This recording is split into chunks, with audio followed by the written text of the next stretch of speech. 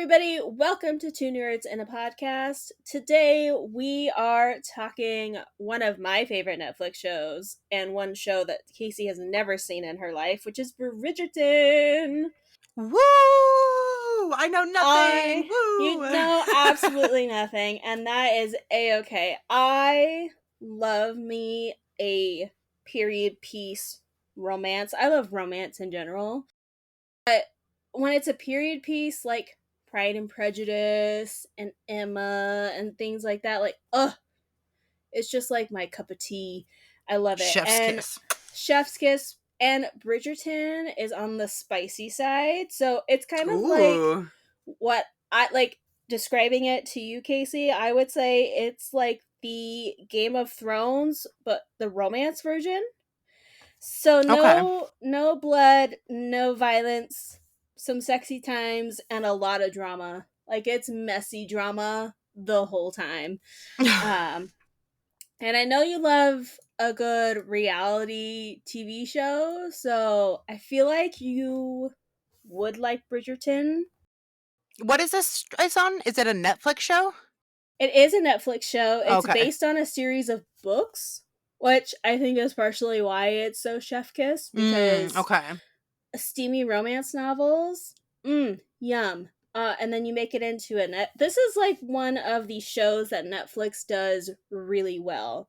Like Netflix has some questionable Netflix is shows. very hit or miss. They Yes. either have something just over the top spectacular, amazing, Stranger Things, Yeah.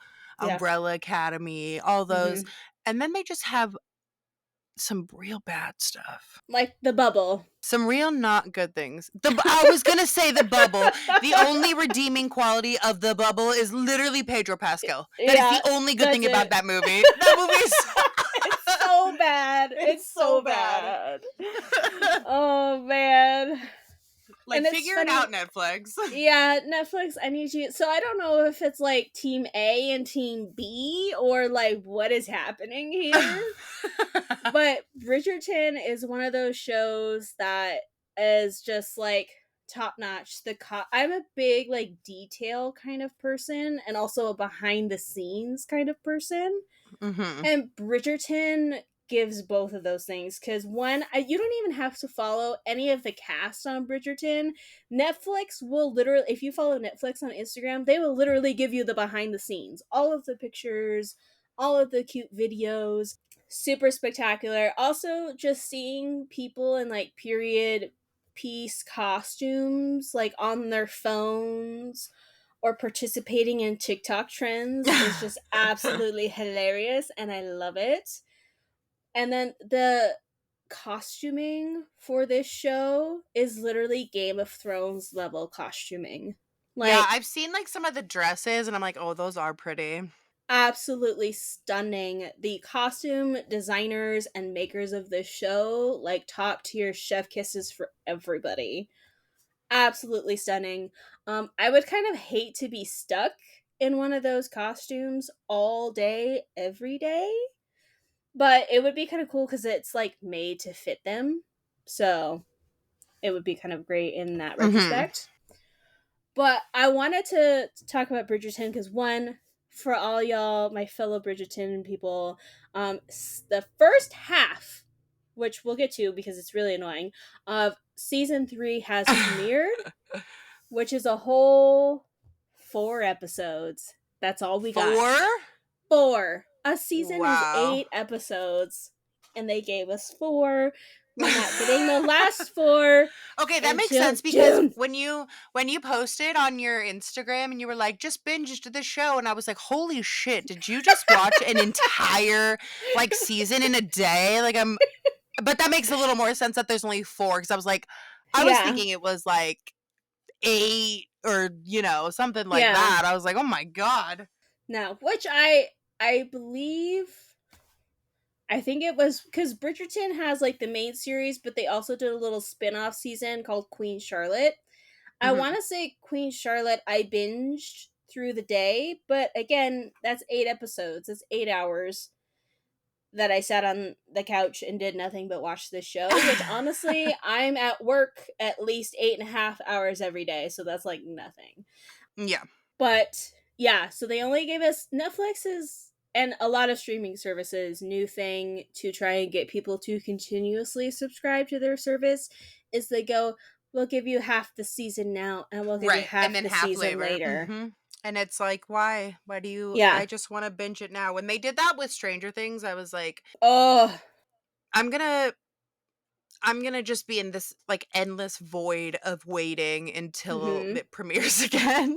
Absolutely. And the thing is like, oh, I know because Wyatt and I talked about this actually the other night, where he's like, well, people, they, streaming service want people to continuously subscribe. So they're Mhm. trying to go back to like, and then I was talking with a bunch of the other guys. They were like, we should go back to weekly episodes. And I said, no, I don't Yeah, want no. weekly. That's regular television, which for the younger generation, maybe they need some of that in their life, but I feel like I have paid my dues with weekly shows and also with the inability to record shows back in the day. Mhm. I want my bingeable TV and I want it right now. I want it now.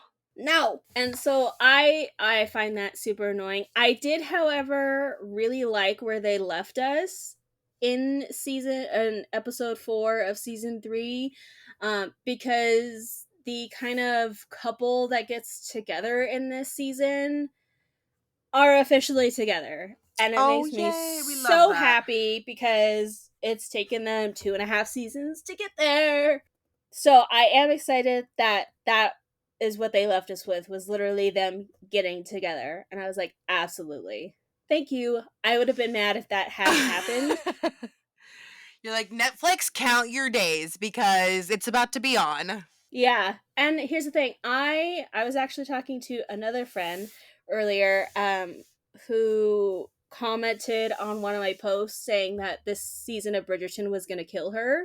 And I said, in a good way or in a bad way? Cuz I know some people, I don't know who, but I imagine some people somewhere don't like the show or don't like that they change stuff from the books and yada yada.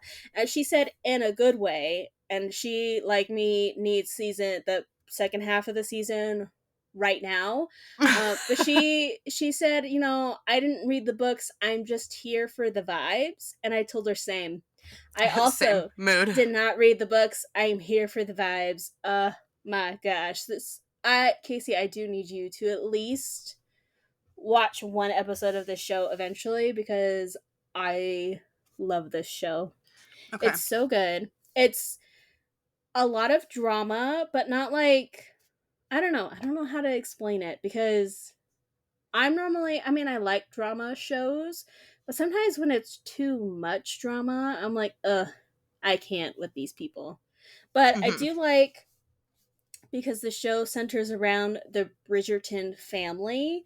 So you're kind of constantly switching between each of the Bridgerton siblings.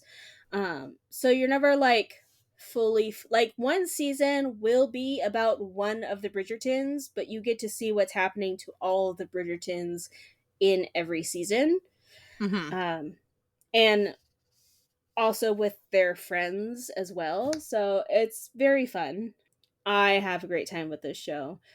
I also want to talk about, because Casey and I are really big music people, and Bridgerton does this really fun thing where they take modern songs, but they do them in a classic style. So there's no lyrics. Ooh. It's all instrumental, but it's very like classical, like Mozart esque Mhm. kind of music.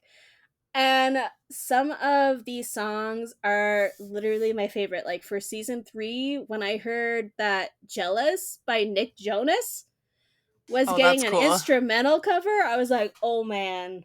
Like Oh, it's gonna man. be, oh man. You're combining one of the Jonas Brothers and one of my favorite Netflix TV shows. Absolutely. Absolutely amazing. I love that one. And then there was one, hold on, let me see. That'd be like a good playlist to like, I mean, obviously It neither is. of us are in school anymore, but like if you Yeah. were wanting to like study, you know, they always say like put Mhm. classical music on. I don't like classical music personally. Mhm. I get bored. Or Yeah. like even like to fall like I like to listen to music to fall asleep. That'd be like a good way to fall Mhm. asleep too.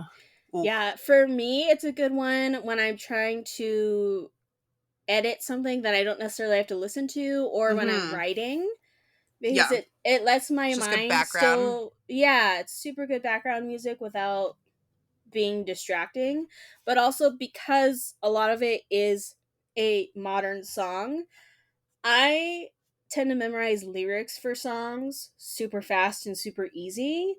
So even though it is the instrumental version, Mhm. I'm still singing the words in my head. Like I know Yeah. exactly where we are in the song. I know it's so amazing. But I love the instrumental versions of a lot of songs, but Bridgerton just like takes songs that I wouldn't think of and makes them classical, like Wrecking Ball by Miley Cyrus. Ooh.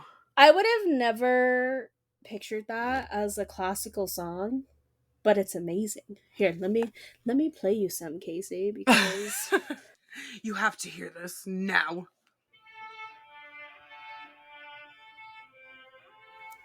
That's beautiful. Oh I my god, I'm like know. tearing up right now. And it's just like it really like plays on your emotions in the scene because you again, if you're anything like me, you know the lyrics. And so you're just hearing this song and you're going like, "Oh my gosh, it's freaking perfect." Like how could it get any better? Yeah, that's really cool. That I like that a lot actually. Yeah, they have a lot of really good songs, but yeah, Jealous by Nick Jonas was definitely one of my favorites.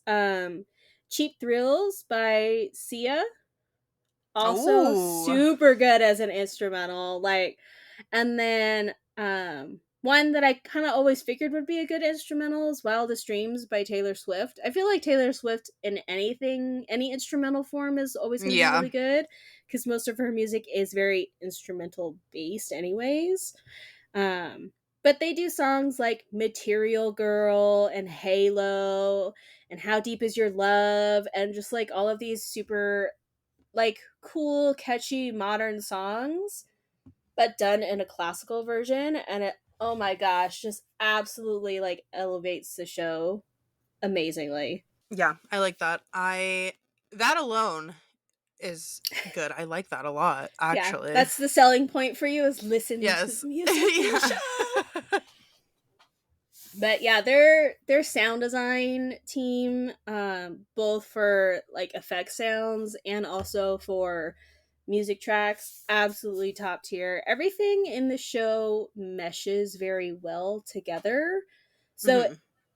I think a lot of people when Bridgerton originally premiered was like, this is not historically accurate, like at all. Like there's all kinds of different people everywhere of all different colors, and all of this other mumbo jumbo.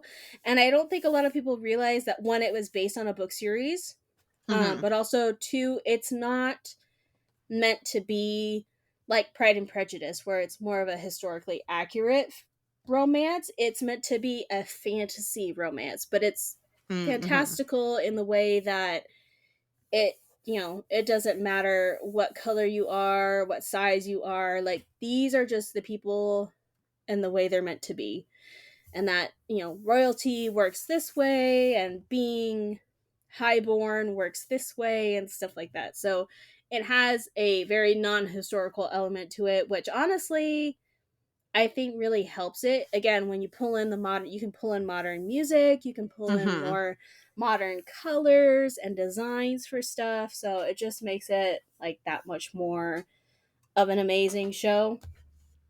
And the memes and the TikToks that have come just before season 3 even premiered, but now that season 3 is here, absolutely top notch. I love that everybody is ready for an instrumental version of Give Me Everything Tonight to be the anthem of the summer. And I'm like, yes, Bridgerton Summer, absolutely.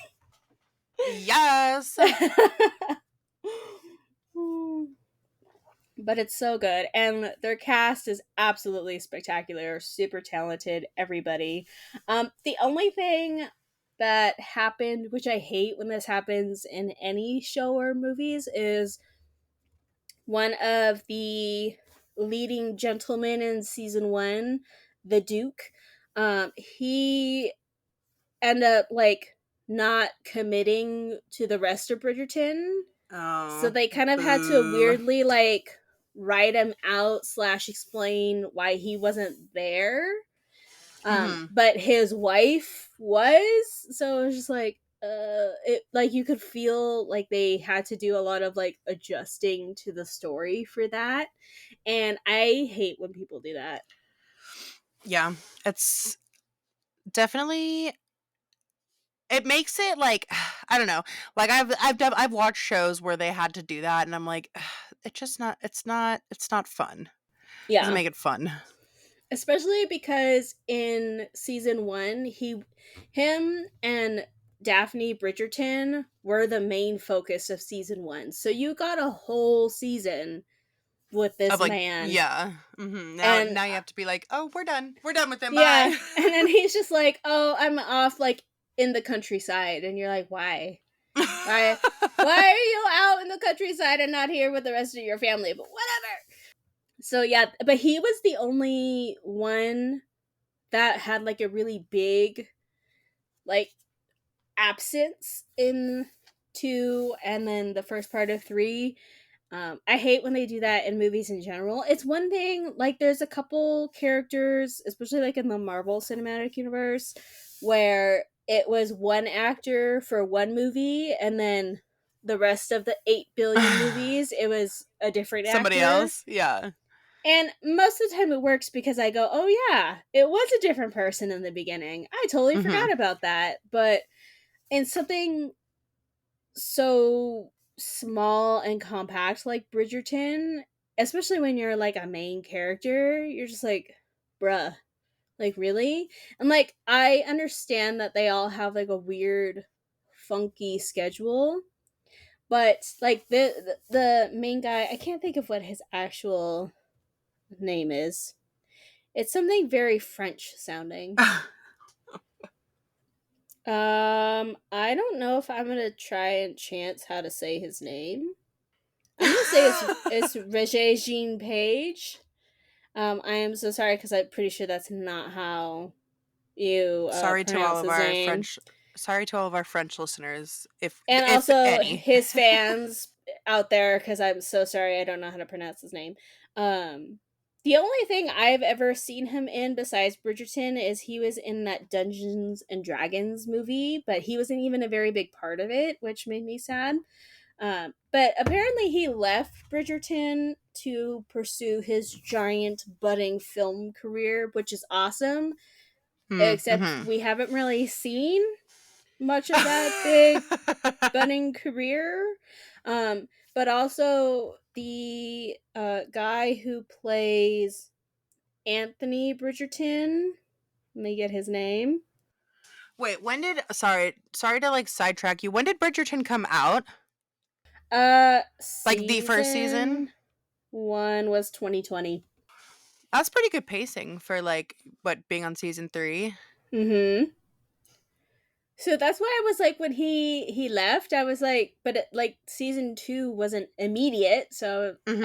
I don't know. I mean, everybody's got their own schedule, but Jonathan Bailey, who plays Anthony Bridgerton, he's actually doing a lot of stuff and still managed to come back for season two and season three. He Mhm. actually just announced they're doing another Jurassic Park movie, and he's going to be the main guy. So Ooh. I'm very excited for that because in Bridgerton, you simultaneously want to punch him in the face, but also kiss him because he's just Yeah. so infuriating. Every season, you're just like, I'm ready to beat you, but also like let me kiss you because you're just Right. so attractive. Um, but yeah, cast is super stellar. So I am sad that Mr. Frenchman decided that he was gonna be too big for Bridgerton. But it And we have no happens. result of that. but it's okay. Yeah. It's okay. Maybe in this next year, like he's gonna be in every movie and every He's gonna television really pop show. off. Yeah. 2024, 2025 is his year.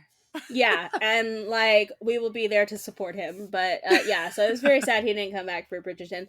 But he's really the only one that's done that. And then also the current season 3 is kind of focusing on Colin Bridgerton, but we also get a little bit of, oh my gosh, I can't think of her name. I always want to call her Hyacinth, but it's not that Bridgerton. That's the youngest sister. There's a lot of Bridgertons. Oh my gosh, I can't think of what her name is. She's beautiful though, absolutely stunning.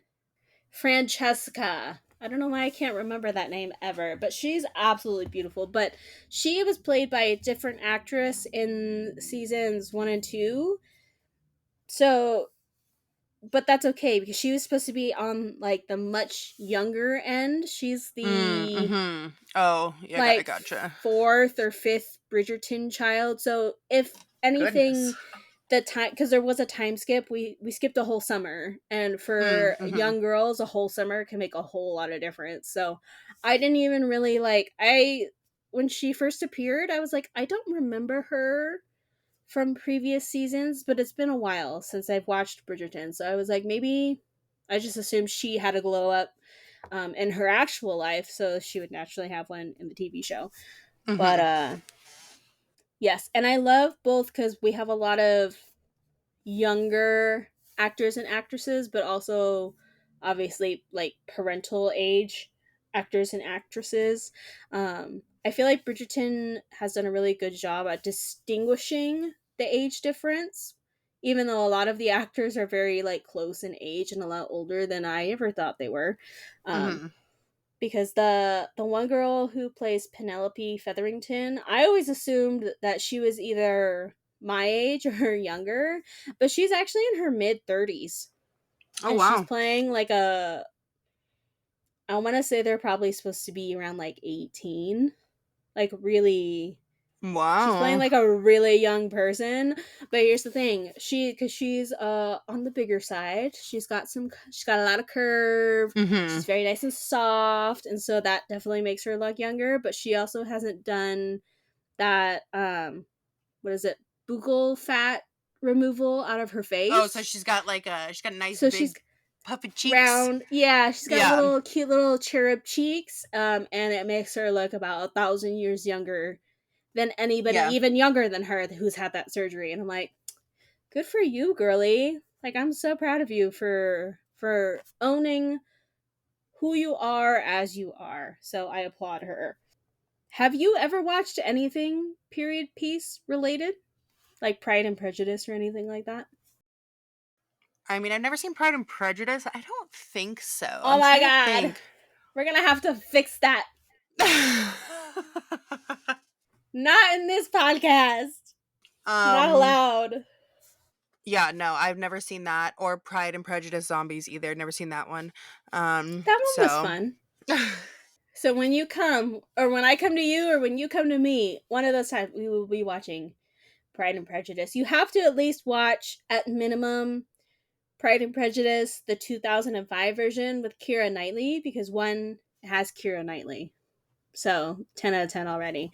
But it has a lot of the most iconic delivery of Pride and Prejudice lines in the history of Pride and Prejudice. mhm. Um, if George was here, she would make you watch the original BBC version of Pride and Prejudice, which is like hella long. I want to say, because it's technically, I think, a mini series. Mhm. So it's like 4 hours of Pride and Prejudice.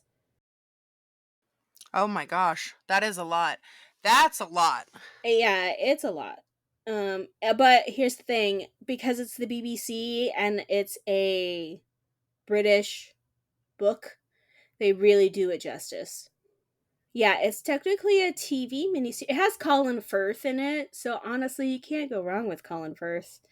Um, but yeah, it is. It's 6 episodes, so it's 6 hours long. Ooh. Um, I mean, at least they're Yes. episodes and it's not like a continuous movie because I barely sat through Oppenheimer without feeling like I was gonna die. Yeah. Okay. Yeah. I was like, this.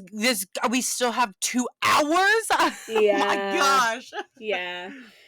The one thing that is nice because it's episode by episode, but also because it's so long, you get into kind of the nitty gritty drama of Pride and Prejudice, which is great. But the 2005 version, I feel like would be like the most up your street as far as period piece drama goes. Um, but yeah, super great. Such a good Yeah, I'll have to check it out. Yeah, we'll have to watch it. I can always count on you to have movies because movie. Lord knows. Yes. Also from Netflix, they when Christine and I were in the UK cuz we wanted to watch Pride and Prejudice again, but of course at that point it was not on any streaming service and we were in a foreign country, so we couldn't exactly just run to Walmart to get one. Uh, but Netflix has a movie called Austin Land, which Austin is Land? Austen Land. So it's about this girl who's obsessed with Jane Austen and particularly Pride and Prejudice, and she saves all her money to go to England, to go out into the countryside and to do this live in Jane Austen experience. So you get to do the whole dressing up, they have actors that you can interact with and all of this other like really cool stuff, but it's like a comedy. And Mm-hmm, so, and because she's like most of us Americans where she's on the poor side, so like she can only buy like the super basic package, which basically she's dressing like a maid almost. Like she's got the most plain clothes, she's got like a shoebox size room, but she is just so excited and happy to be there. And then of course hijinks ensues, and Christina and I watched this completely on a whim because we wanted to do something Jane Austen related. And it literally is one of the funniest movies I have seen in a while. It has Jennifer Coolidge in it, which I wasn't expecting her to be in there. But she's hilarious as per usual. But definitely, if you are a period piece fan and a Jane Austen fan, check out Austen Land. It's a Netflix original, so on Netflix, but absolutely hilarious. Most random movie we could have watched, but glad you did. um but yeah, I mean, I think that's all I wanted to talk about. Until Casey watches the show. Can't Then we'll do a can't follow up when I watch it. Yeah. Yeah, we'll do a whole big shebang because it is so Because then good. I'll understand. Then I'll understand what's going on a little bit. Yes. And it's funny because I remember I think it was right after season 1 came out or maybe when season 2 premiered. But because it's spicy, so a lot of people were Hmm. comparing it to like 50 Shades of Grey and all of that. It's not nearly, and it's not near that kind of like level. Um, Mm-hmm. but it's like steamy enough that you don't like, I wouldn't watch it with my mom. There would be a lot of fast forwarding through certain. But I also feel like it's very much like Game of Thrones, where like season 1 definitely has the most, and then season 2 it tapers Mm-hmm. off a bit. Season 3 tapers, well, at least for the first part of season 3 it's tapered off. I have heard from the lips of the two main characters of this season that it's going to get very steamy later, and that they broke a Oh. piece of furniture while filming one of the Oh. scenes. So Whoa, whoa, whoa there. we'll see Whoa. where that goes. We'll see what that means. Yeah. Oh my gosh. But yeah, so I'm super excited. And also Bridgerton is one of those series that like I'll binge through whatever the newest season is, and then Mm-hmm. Netflix automatically goes, "Oh, you'd probably, because it's been so long since I watched it." They go, "Oh, you'll like this," and they like restart Bridgerton for you, and I just let it play. I'm like, "Yeah, we can restart. That's fine." Like, that's fine. That's fine.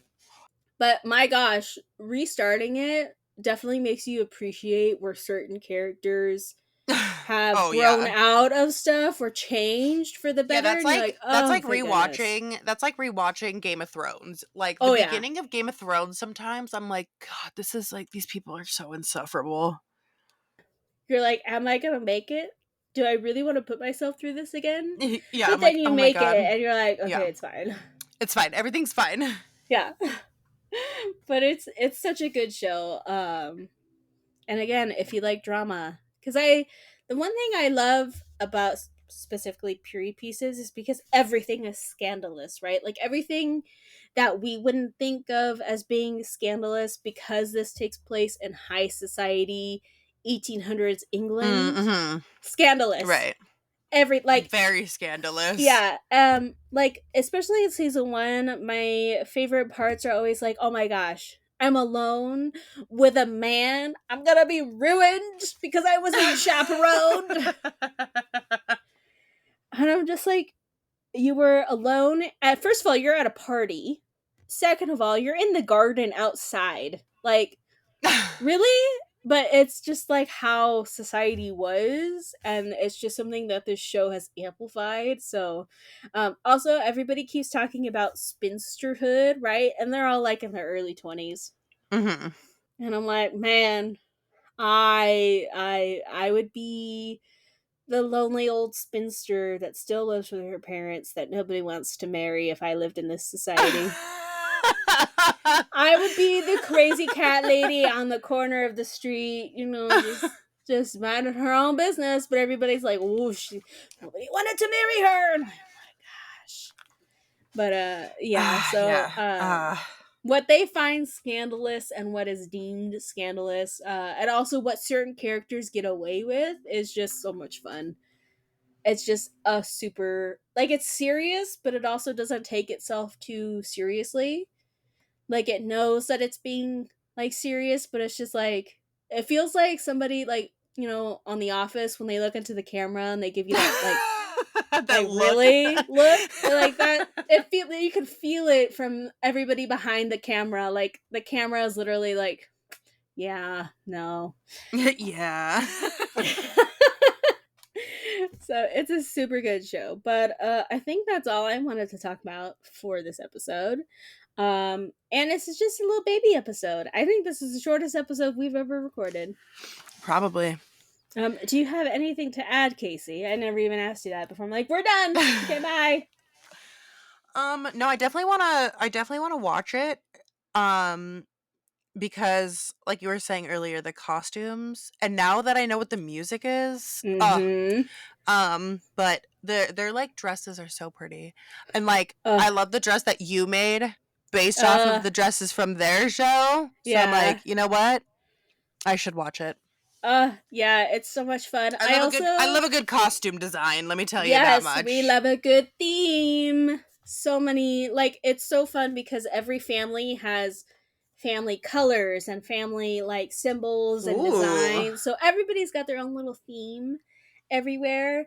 I think you'll particularly enjoy Queen Charlotte, both in her attitude, but also in all of the different frocks that she wears and the crazy wigs and she's hilarious. Queen Charlotte, I didn't like her at first because I was just like, oh my gosh, this lady. But she truly is like one of the most hilarious people in this show.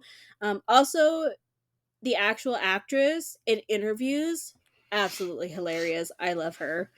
Um, but yes, Casey and I love a good theme. We love a good Mhm. opportunity to dress up. I really want to do. They Absolutely. have like Bridgerton experiences where it's like a little ball, and everybody gets dressed up, and you go and you dance, and you have like little snacks and stuff. I really want to do one. Christine did one without me, which rude. Rude. Um, yeah, but I really want to do one because they look like so much fun. And now that like Bridgerton is, season is out, I feel like they're going to be everywhere now. So I'll definitely have to look into one. But you have until June to catch up, Casey, and then we can binge through part That's two. next month. You've only got 20 episodes to watch. It's fine. Ugh. I need to like really get going on this stuff too because like Now we got like I've got anime that is like coming out Mm-hmm. weekly that I'm not catching up with.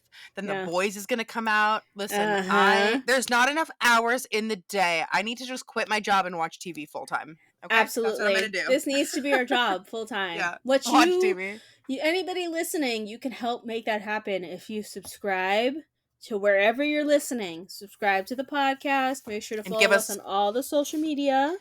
and 5 stars if you think 5 we're funny stars, and you want to hear which more we of are. us, which we are. Absolutely. Yeah, so you should just click that 5 stars. Yeah.